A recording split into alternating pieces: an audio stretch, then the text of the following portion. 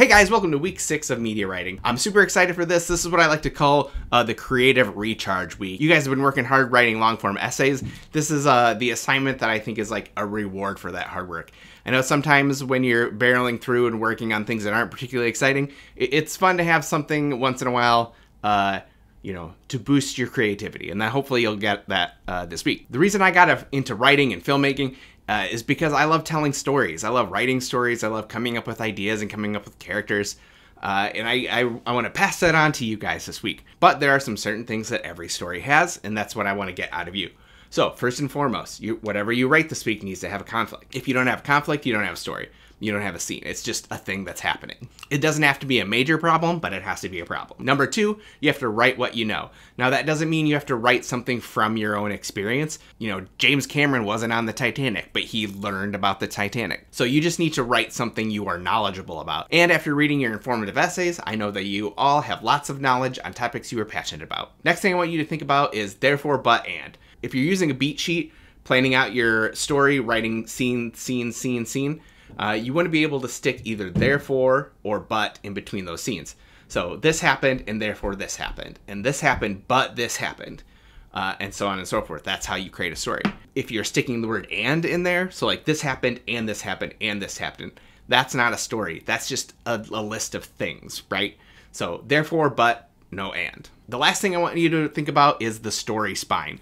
This is also known as the Pixar method.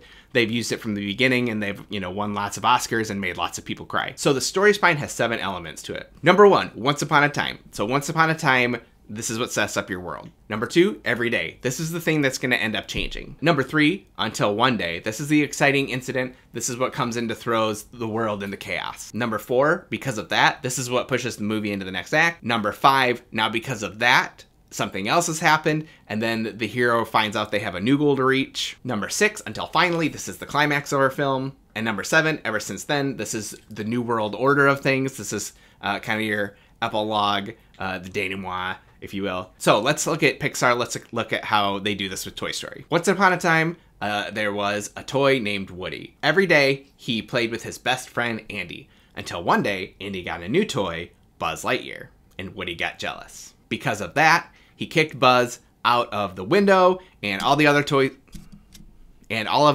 turned on him, and he got kicked out as well. Now, because of that, he ended up in Sid's house, and it was no longer just about getting back to Andy, it was about surviving. And he learned to become friends with Buzz, and he needed to save Buzz as well as himself, and all the other toys that Sid was torturing. Until finally, he got out of Sid's house, but oh no, we have a new problem because Andy has left, and now they need to catch up with Andy's car. They do, they make it, they're back with Andy, and ever since then, Buzz and Woody have been best friends.